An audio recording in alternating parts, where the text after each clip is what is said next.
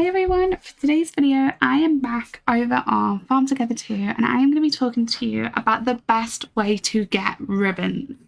Ribbons are used for various different island upgrades, including various different building items. A really important one is sprinklers, which I'm going to have a video explaining very soon, as well as things like your fuel tank, which you obviously need for your tractor because you will run out of fuel very, very fast. So you're going to want a lot of fuel tanks around your farm, as well as travel posts, which basically are a quick way for you to travel from one side of the map to another.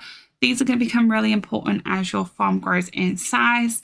Obviously, we also have some really bougie looking travel posts, as I would say, back here as well as all your different machineries, which obviously will yield diamonds. Again, a separate video explaining how those work that is already up on my page, and the security booth, which I'm going to have another video coming soon, but this is basically like people helping you out on your farm.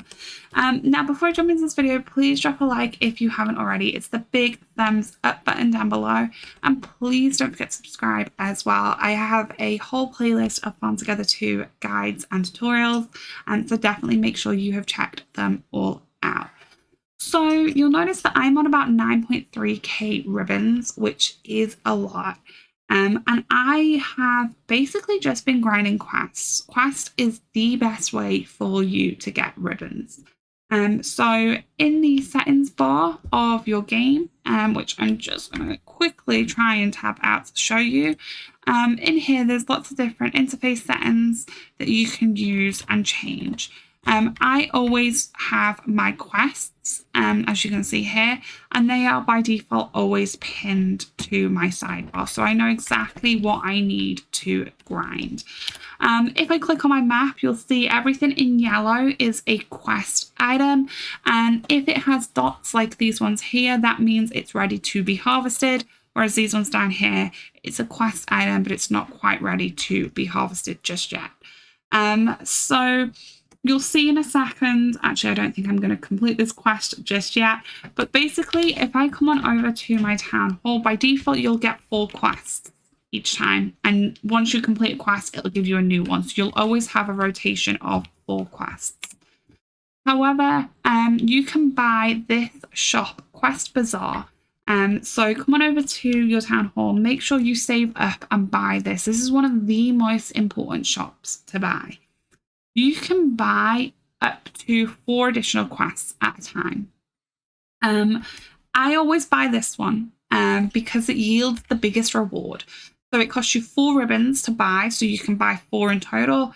So that's costing you 4, 8, 12, 16 ribbons in total, but you're going to yield 50 ribbons per one. That is 200 ribbons in return. You can kind of see here as I hover over them, the quests are normally big.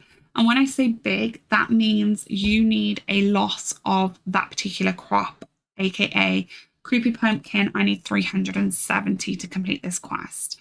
If you do the one that yields 10 ribbons and costs 1 ribbon, that one will have a much shorter requirement. But I find these ones are the best. They become much more easier as well as you start to get a bigger farm. The other things that you can do to get ribbons are from your buildings. So first of all, your music and your painting pictures. You can come over to the art gallery and you can see in here you can sell those. I'll show you where we go to those in just a second. The other one to call out is the candy shop. The candy shop has these items which you yield from the machinery that you buy with ribbons, and those are using crop resources, but you can come in, sell those, and basically get more ribbons. And the final one is this one here called the restaurant, and you'll see you can sell a load of different like food items that you basically get from the cooker from your house, but also these Luke calls them spices. I don't know if they're necessarily spices or not, but these come from both crops and trees, and this is a really good one. The other thing to flag is all of these shops that I'm showing you where you can sell for ribbons. It's always worth trying to upgrade because, as you can see here, the capacity will always be increased. So if you have the ability to, definitely always try to upgrade just so that you're not going to get a full inventory. If I do press tab, you will be able to see your inventory at all times, and you'll be able to see as you're starting to get full when it's best to start selling. If I come back to my farm and I just come on over to my house. So again, over in the buildings category, by default, you're allowed to buy one rustic house as well as one western house. In both of these houses, you are then able to buy job items, which includes 2 cookers, 1 painting, 1 piano and 1 workbench. And in here, basically, these are what you will use. So if I just show you the paintings of the example, they do yield various different diamond outcome, but they also yield 1 painting each. They do cost resource, so they normally cost money plus 1 resource. Some of them cost diamonds, but obviously you're yielding more diamonds back in profit return. And the exact same thing when it comes to the piano. Normally it does cost diamonds, but you do yield a lot more back, as well as plus 1 resource item.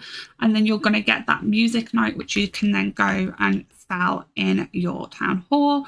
And finally, over on the stove side of things as well, you'll see in here all those different like food looking items like the cupcake and things, which you can then obviously go and sell. Coming out and just to the side of my farm, I have my machineries all lined up here, and you can see they do take resource. They yield fantastic XP as well as diamonds, as well as I am generating +1 on those fishing cans, which I can then go back to my town hall and of course start to sell. If I just pull my map up once again, I do try and keep it as organized as possible. So this section here is my trees. So you'll see all the different, we're going to call them spices, spice trees that you can have. And if I kind of just come on up here, you'll see them all up here. And of course, you can essentially just start to farm them. The more that you have planted down, the more you're going to start to generate back. I highly recommend using green thumbs, because if you have your green thumbs activated, you will get double drops. So you will be getting 2 spices instead of 1. I have a separate video that does explain how green thumbs work. But trees are not your only option for yielding these spices. If I come back to my farm and look over on my crop section, we actually have someone visiting my farm right now who is actually harvesting. But if I just come on over here, you'll basically see all the different peppercorns are yielding those spices. So if I just show you in the shop section, down here, you'll see they do cost money and XP. You are yielding money back, and you're always going to yield more than what it costs to purchase. You're also going to yield a lot more XP and those spices. These are the best ways basically to generate ribbons. And if it was me personally, the first thing that you do want to spend your ribbons on is, of course, fuel stations. As we can see here, this person's just came and filled up on the fuel tank. But after that, I would highly recommend a travel post if your farm is starting to get big. And as soon as you've done that, invest in sprinklers. I'm going to have a video explaining flowers very soon, but sprinklers are just so important when it comes to flowers. So it's definitely something that you should consider. But yeah, I hope you guys found this video useful.